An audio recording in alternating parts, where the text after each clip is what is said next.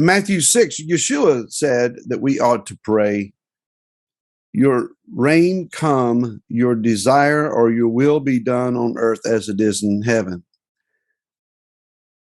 We know that his kingdom is coming, but until it gets here, which party is Yeshua voting for? Mike, is Yeshua political? Thanks for watching Foundations for Life with Mike Clayton and Barry Phillips. We welcome you. What do you say, and that'll Mike? be the end of our program for tonight. We'll just move on from there. Well, I tell you what, I look at the things that are going on in the world today, and is the Almighty as focused on political things as most people are? Did he wait all last night, wringing his hands, as it were, to see if Newsom would be put back as governor of the People's Republic of California? You know, I just don't see that that he is. Well, I don't think he's nervous about it. Put it that way. No, How I don't much? think so. The question we're trying to come to here, and I think this is something that we've been kind of working on through the years together. How involved in the, I could say, events. let me say it like this: how involved should we be with the affairs of man? And I use the word affair as there are people that are having an affair with the world system. Oh.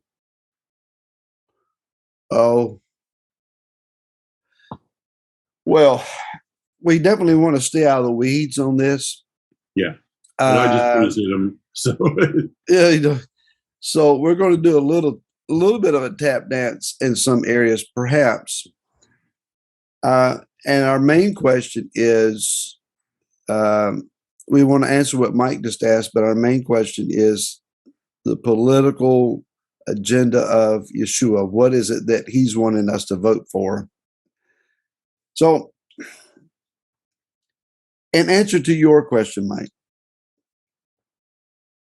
there are some that have, and they contact me regularly, they have given themselves to the pursuit of the eventual evidence that will reverse the electoral results as they were presented for the president and the 2019 voting 2020 election. I'm sorry, whether I like the results or not is it beyond the scope of question here. I just don't see that it's going to get reversed. I mean, and there had been prophets who stood up and declared, and I saw what they were saying. Trump was supposed to be put back in the White House last month, according to prophecy. There's been that's prophesied about, I think, about 100 times over the last few months. The idea that we are, or that we should be consumed with that, I think is a waste of our time. Should we vote? Yes. Should we support candidates that we believe are the right candidates? Yes. If you want to put a bumper sticker on your automobile, put a sign in your yard, I don't see that that's an issue with that. Certainly, we get what we vote for. We get what we support. Here in Virginia, we are looking at a government election for governor, lieutenant governor, attorney general, and then local boards of supervisors, etc. And the local elections are important. If you want your community to go a certain way and to have a certain lean and governing the affairs of your community, then you need to be involved to some degree. Sitting back doing nothing and only going to the voting booth, I think, is a problem. Sure. So who you elect as dog catcher is important. Pay attention. But to be consumed with it to the place that you forget that we're actually pursuing the kingdom, standing toe to toe with someone in a store somewhere yelling about your candidate against theirs, I don't see that helps anything. The verse that people will go to is "Give unto Caesar that which is Caesar's," and I really feel like we don't really have time to get into that verse specifically, but I think that verse has been really overused for some agendas, if you would. Was Yeshua saying in that verse, give unto, okay, deal with that side of your life. Yeah, you're in this world, but remember that you got a greater focus here. That your focus should be on kingdom principles. And as Leanne has scolded me a little bit, and by the way, programming note, that we do have the lady that can walk and chew gum at the same time, right, Leanne? Okay. You didn't think I'd get back. Now I better be careful because next week I'm going to be traveling, and Leanne, Barry's sister, is going to be filling in for me. Could you say I'm scared? Yes. But be scared. Be very scared. Be very scared. Yes. So I'll probably pay for everything that I've ever said in that 30 minutes on that program. But with that being said, I have no idea what I was talking about. We need to make sure that our focus is in the right place. That yes, we got to deal with these things. But let me throw it out like this, Barry. There are many people out there that could give all the statistics on the shots. They could give a long dissertation on whether you should or shouldn't. Can give all the electoral college votes and problems and things that are going on in every place all over. But if someone asked them in the elevator why they're wearing tzitzit, they couldn't find the scripture that tells them to.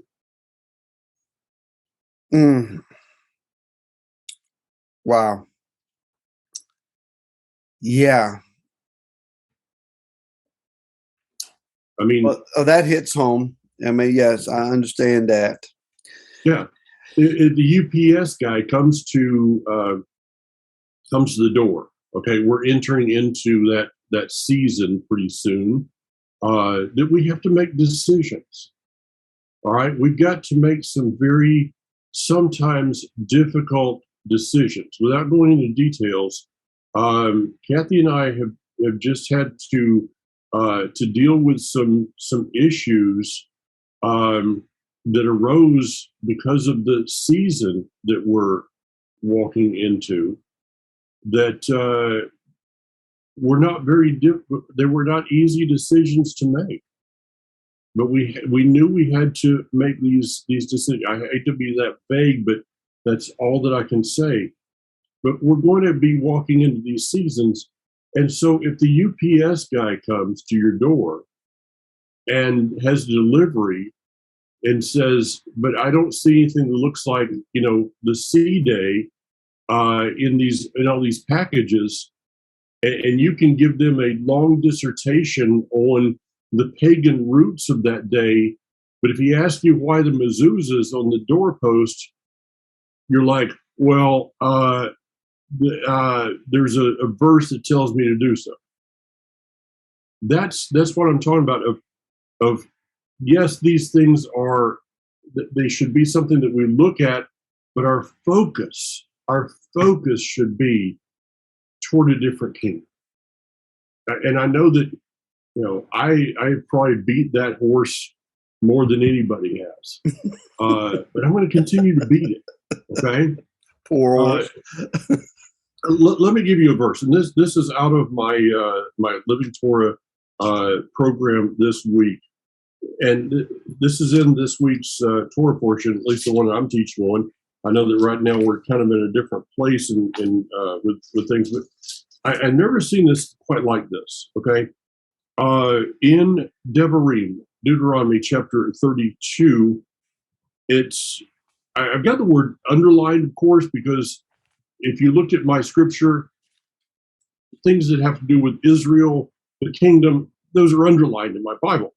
But it says in verse 28, they are a nation without common sense, utterly lacking in discernment. If they were wise, they would figure it out and understand their destiny. So our destiny, Barry, it is our destiny and a focus on our destiny that gives us wisdom and understanding and discernment of our walk toward the destiny. So if you take the destiny out, you're going to be a person that has no sense. Person has no Sense. sense. Yeah, it says there are people a nation without common sense. So without the destiny, we don't have the common sense to keep walking. Well, building on that, Mike, I do not believe that you and I we are able to vote the kingdom in. No. We simply do not have candidates of any ilk or variety that are presenting themselves for our votes that are kingdom minded as much as they are, sadly, too often personal minded. They're about building themselves, and they have ambitions beyond the office that they're running for. We got a guy that's running here in Virginia for governor, and I'm sure that he's eyeing the Oval Office more than he is anything else. Mm-hmm. It's like, Naphtali Bennett. I'm so far, I'm really impressed with Naphtali Bennett and what he's doing in Israel. But and I've never met the man. I just know what I'm hearing and seeing on the news, hearing from Hanok and various people. But this guy's here's the reason that the voting won't bring the kingdom is because we're not voting. We're voting for people. We're voting for men, and men have agendas. Given it's pushed to the end, men have agendas that end up being about them. The only time that there will be a vote that counts or the only vote that you can have today that counts is the vote for Messiah in your own life. I'm reminded of Psalms 2, and I've gone to this more times than I know how to count. But when the nations are raging and plotting and taking counsel together, verse 2 says that they are doing so against Yah and against his Messiah. Whether we understand it or not, there is perhaps an element among the political groups, whoever they are, however they are presented to us. And I'm not saying it's one party and not the other, because I think they go across party lines of all ilks and all nations. And believe it or not, other nations have something other than Republicans and Democrats, but nonetheless, their goal is to throw off the potential and possibility of the arrival of the kingdom. Hasatan knows his time is short, according to Revelation chapter 12. He knows he has an agenda that he must accomplish within a short time frame if he's going to get that agenda accomplished. I'm sure that he has influenced certain governmental candidates and politicians to join him in that effort. This verse says that they are, whether they recognize what they're doing or not, they're plotting against heaven. Yeah. Not only does Yah laugh at them, but he begins to describe to them his candidate. He says, "You are my son. Today I have brought you forth. And ask of me, and I will make the nations your inheritance, and the end of the earth your possession." And he says he's going to rule with a rod of iron. Yeah. So the understanding here is that Yah is going to institute his king in the earth, and that's just all there is to it. And the kings of the earth are going to have to acknowledge that. And I was reading this verse this morning from Zechariah. I can find it here. A little left of Matthew. Yeah, well, I've got Zechariah. I'm looking for the particular verse.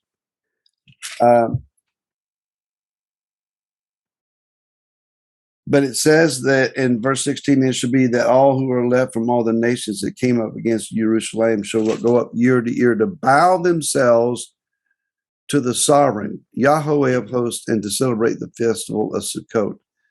Another translation says that they will come to worship the king.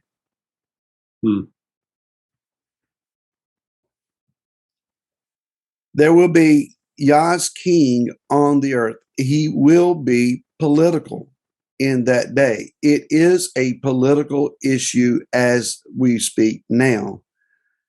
We are not seeing the political manifestation in the earth yet, but Yeshua said, pray for it, ask for it.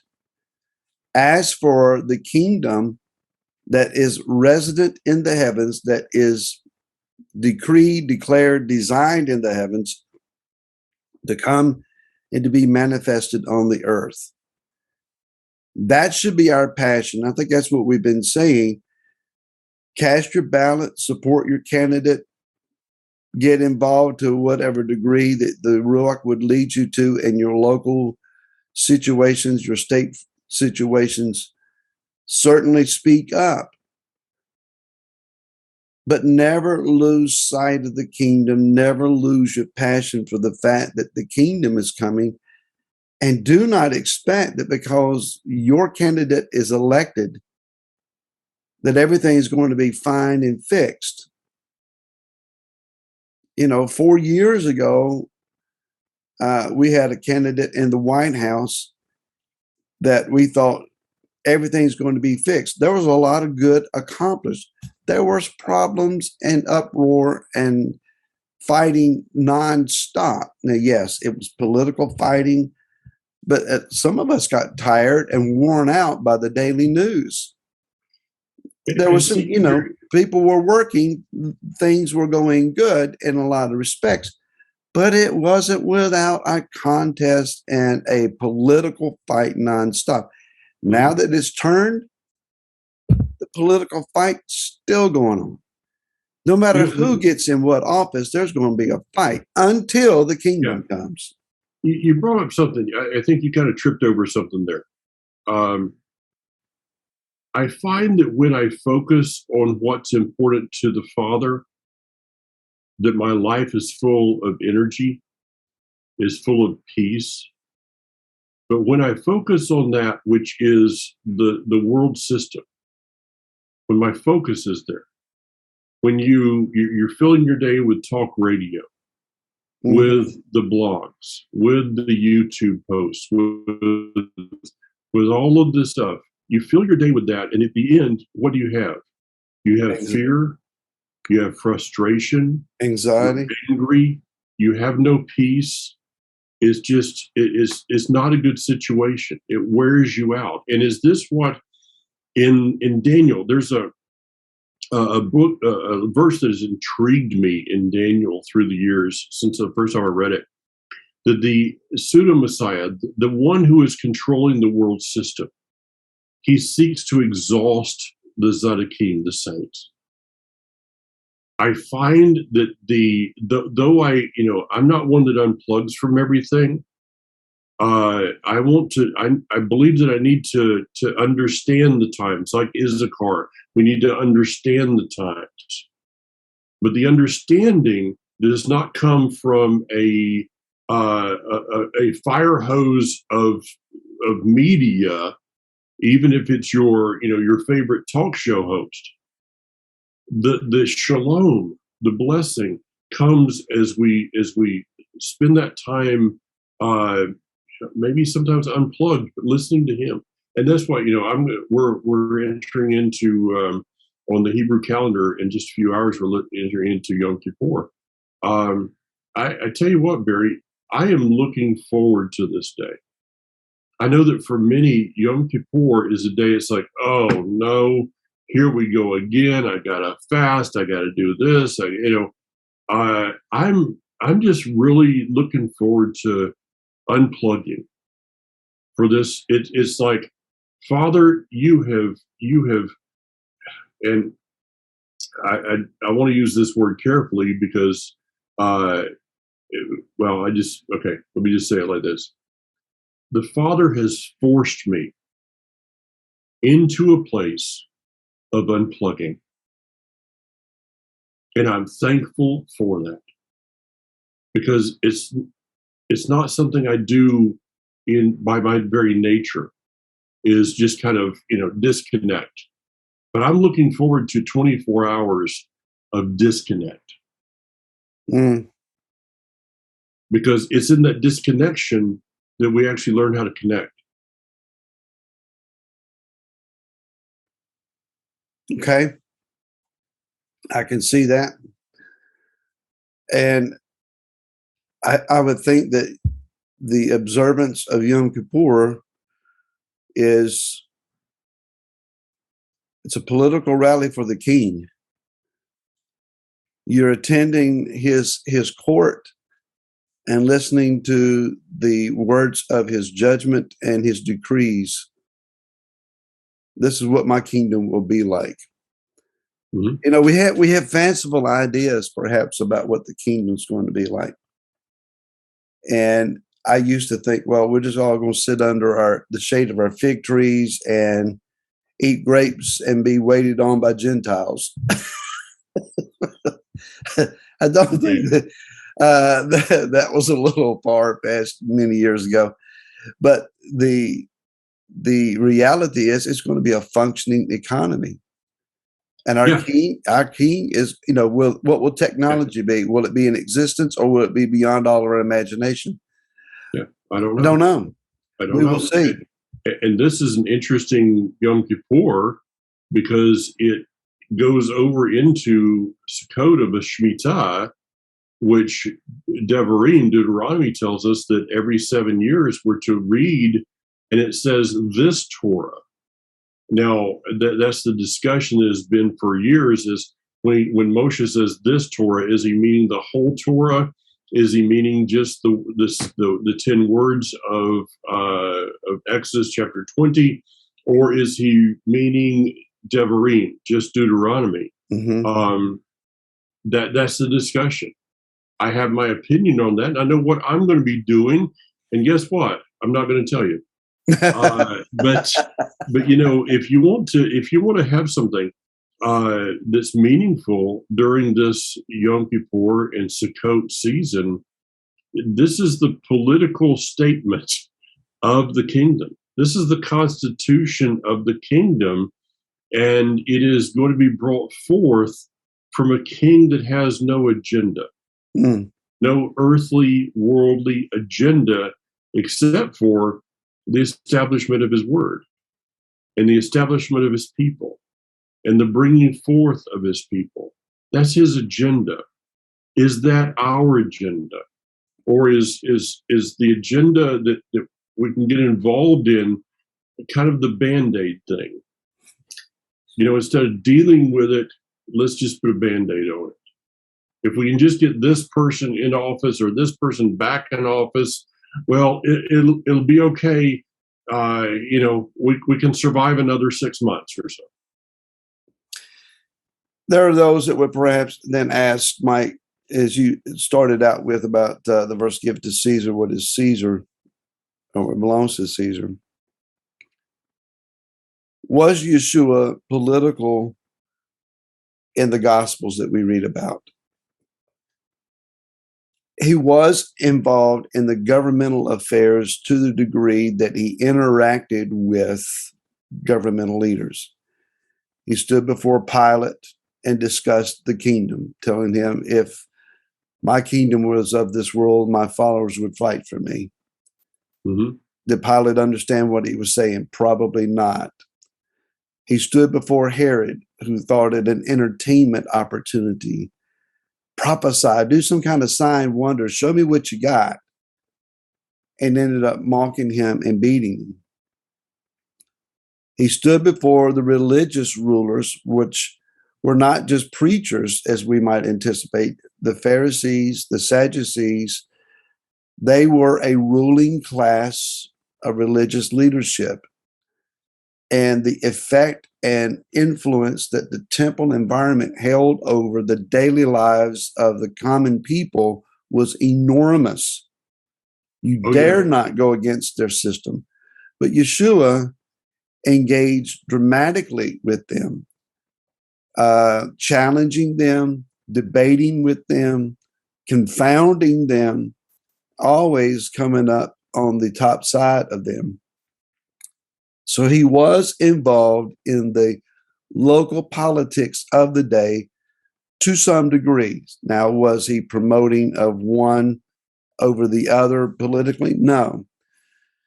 No, in fact, I mean, we see the teachings of Hillel and Shammai, two totally opposed Pharisees of that day, and Yeshua doesn't take a stand with either one. What he does is he looks into each of them and finds the truth and brings it forth. True. Very true. Well, I wanted to go with this is in Matthew 11, Yochanan, John the Baptist, is asking, are you the coming one or do we look for another? He had already announced Yeshua as the Lamb of Elohim who takes away the sin of the world. So he's in prison now and he's asking, are you the one who was coming or do we look for another? I don't believe that he was asking, are you the Lamb of Elohim? Are you Messiah ben Joseph, the one who's coming to deliver your people? But rather, I believe he was asking, are you also Messiah ben David, the king who is coming? And the evidence that Yeshua gave to send back to him was kingly evidence, works that the king would do. But then he said, go to report to Yochanan what you hear and see. In verse 6, blessed is he who does not stumble in me. Another translation, blessed is he who does not take offense in me. Yeshua was Mashiach ben Joseph. He is not returning as such, the servant, the picture of a shepherd carrying a lamb with a shepherd's staff. He is coming, as the book of Revelation describes him, on a kingly horse with a crown, with an army, with military conquest, with overcoming of the evil of this earth. And he will powerfully set up his kingdom on the earth. Will that be instantaneous? Will it be wars involved? We will see. Nevertheless, as the end result is manifested, Yeshua will reign over the earth. Will he be political in that day? Absolutely. He will be the politician. The question is, currently, as we sit here today, is he more Mashiach ben Joseph or Mashiach ben David? My opinion, it's worth about this much today and about that much tomorrow. His job as Mashiach ben Joseph has been completed. He said, it is finished. While heaven is timeless, and not reckoning time as time and space here on earth. I believe the function of heaven is establishing his kingdom. Everything that is going on in the earth, the shaking, the upheavals, the exposures, the increase of evil in our day is about preparing the earth for the arrival of our King. And that's what we need to be focused on. We're not going to be able to vote and legislate righteousness. It's just not going to happen, no matter who our candidate is. But we can still pray, as he said, bring your kingdom, bring your will and your way, and let it be done and established in the earth. The question is, Mike, this: are you and I ready to live in a Torah-based society administrated by the Torah personified in human-like form himself? But No fudging in that day. Yeah, it kind of comes down to this. If you're having a problem with the Torah being the rule of your life today, you're not going to like the kingdom. You're really, I mean, for those that say that it's done away with, surprise. But for those that are following it because of duty, you're not going to enjoy the kingdom. Let's follow the word, the constitution of this kingdom and the king out of joy. That is actually a commandment. Yes, it is. Yeah. Okay. Well, Barry, I want to speak directly to your sister for just a moment. Okay. Okay. Leanne, be nice. Be nice.